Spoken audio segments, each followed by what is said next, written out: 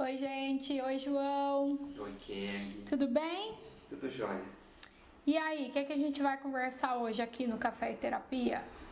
Hoje o tema é pesado. Nossa, João, tá bom. Conta. Hoje nós vamos falar sobre assédio. Primeiro de tudo, Pesado mesmo. pesadão? Primeiro de tudo, o que é o assédio? Olha, eu não vou saber o conceito certinho, não. Bota aí, Júlio, pro povo.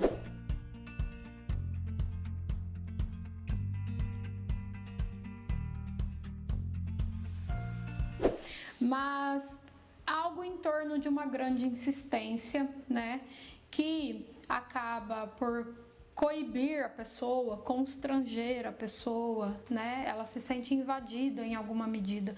Tem vários tipos de assédio, a gente escuta muito falar sobre o assédio no trabalho, né? Assédio moral no trabalho. Tem o assédio sexual, né? Que pode envolver o ato sexual ou não. Né? Não necessariamente, porque o assédio ele também se dá muito mais, ele inicia, aliás, na ordem do psicológico, né? Uma fala, lembra que eu falei da insistência?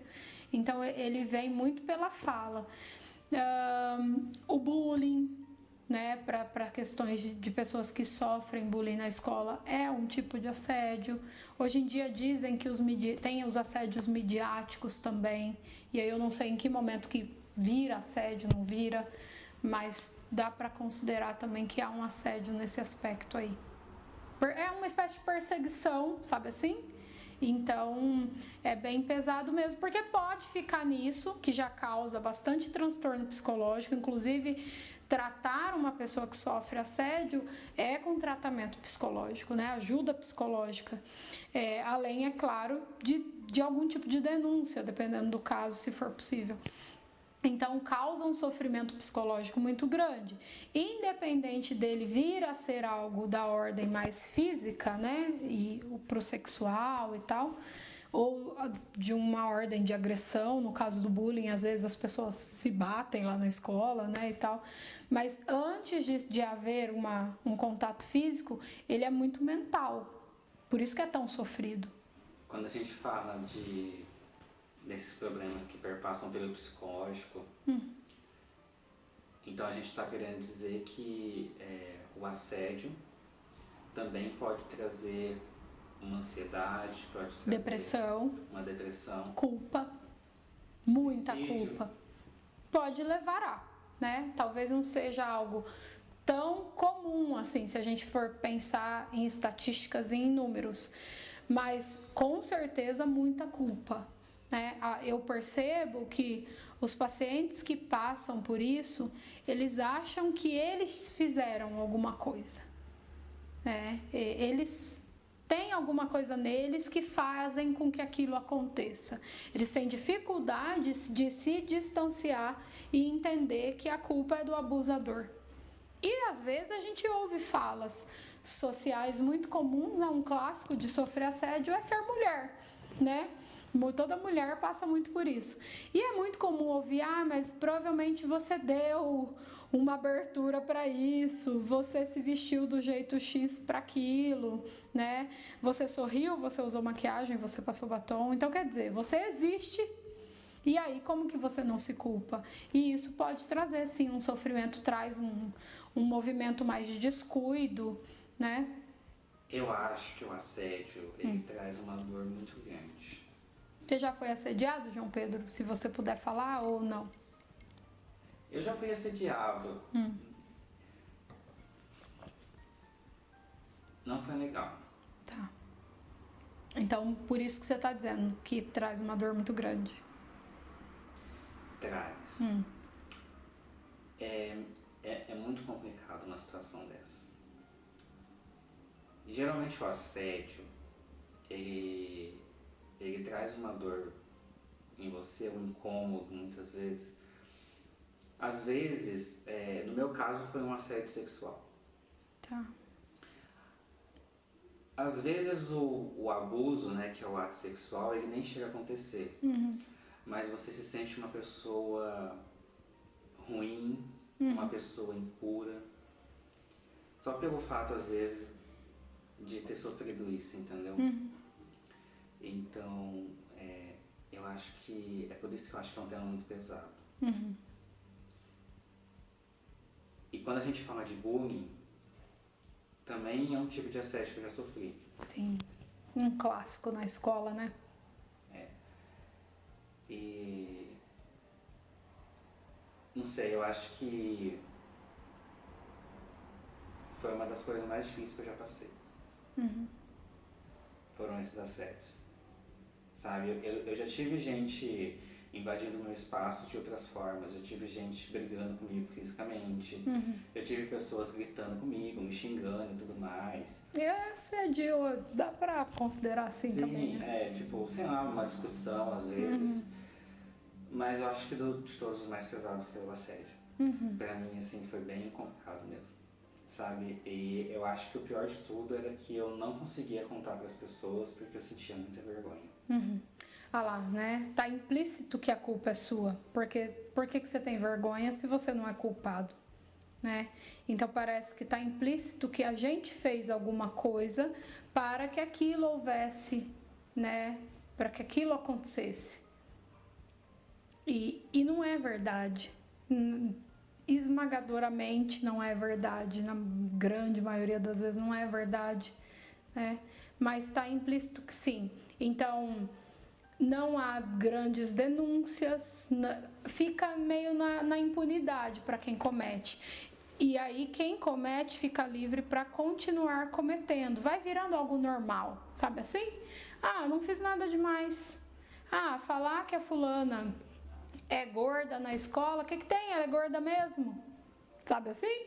Então fica muito na esfera da impunidade para quem comete e muito na da culpa para quem sofre, né? E a vergonha, ela é um grande empecilho, tanto quando a gente está tratando as pessoas, as vítimas, mas principalmente para a gente denunciar, para a gente fazer alguma coisa, né, em relação a quem comete aquilo. Às vezes, se for criança, adolescente, no sentido educativo mesmo. Mas como tem a vergonha, a gente só não fala disso, né? Isso aconteceu por culpa minha. A gente nem se pergunta se será que a culpa é minha mesmo. Eu acho que eu quis trazer esse tema pro vídeo de hoje, porque a gente lembra do assédio só quando a consequência do assédio aparece. Que é lá a depressão, o suicídio, né? Que você citou. Tipo, a menina foi abusada, mas antes de ser abusada já tinha um cara cercando ela, entendeu? Tem um antes, normalmente longo e insistente. E aí, tipo, o rapaz cometeu suicídio, mas antes do rapaz cometer suicídio ele já estava sofrendo bullying. Então, a gente vai olhar para aquilo só a hora que o ato acontece, a consequência vem. Enquanto tá rolando o assédio, a gente não fala. Não. E aí é por isso que a consequência aparece. A gente tem muito medo de falar de coisas que envolvem nossas intimidades, né? No vídeo anterior a gente estava falando disso quando a gente falou do corpo. A gente construiu um tabu tão grande ao redor disso que quando vem o problema a gente não pode tratar o problema porque é proibido falar disso, né? Então, eu não vou dizer o caso, é claro que não, eu não posso fazer isso, mas eu ouvi em uma sessão há pouquíssimo tempo, essa semana inclusive, uma situação de uma possibilidade de abuso, não é nem assédio, é abuso mesmo, né? E aí o paciente estava contando que ele foi tentar entender para pensar numa denúncia de como aquilo ali poderia ser feito, né? Ele não queria fingir que ele não viu, ele não queria fazer o que a maioria faz. E aí ele viu que havia uma pessoa conhecida em comum. Então ele chamou a pessoa e tentou conversar, né? Tentou falar, será que é isso mesmo? Será que a gente pode fazer? E a resposta lá da outra pessoa foi, deixa isso aí quieto, né? Um abuso em família, assim, de avô que abusa de neto, sabe assim? Deixa isso aí quieto. E é o que a gente mais vê, né? E abuso em família piorou, porque a vítima, ela ama aquela pessoa que abusa. É muito complicado fazer essa distinção, né? Não quero mudar o tema do vídeo, não. Só para dar um exemplo de que sim, tudo tem um antes. Não é, nada é do nada. Não existe isso. As pessoas falam muito. Do nada, Kelly, eu tive uma crise de ansiedade. Não foi do nada. Aconteceu alguma coisa, né? E o assédio, realmente, eu falei, a insistência, a persistência, uma espécie de perseguição que vem acontecendo. Aquilo não acontece uma vez só.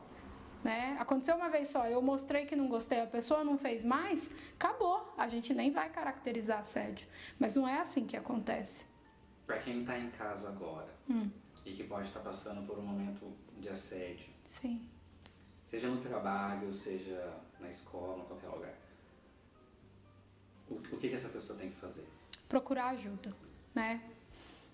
Se você, por exemplo, bullying na escola, às vezes a pessoa não tem condição de me procurar, né, de procurar um profissional da saúde mental por si só, porque não tem autonomia, mas procure alguém que você confie, né, mesmo que você se sentir culpado, por algum motivo você acha que você é culpado, procura assim mesmo, tenta assim mesmo, né, fale com alguém que você confia, peça ajuda.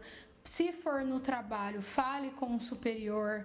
Kelly, mas eu tenho medo de perder o meu emprego. Mas se você perder a sua saúde mental, você não vai trabalhar do mesmo jeito, né? E a gente tem chance aí de encontrar outros empregos também.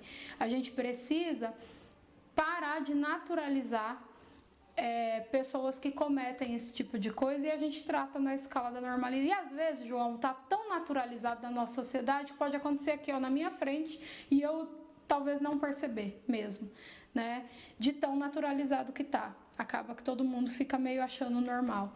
Mas você que tá sofrendo, se você sofre, se você sente dor, não importa que tá todo mundo achando que é normal. Busque ajuda assim mesmo. Fale com alguém, peça ajuda. Se conseguir, procure ajuda psicológica. Se for possível, denuncie a pessoa que está fazendo isso, né?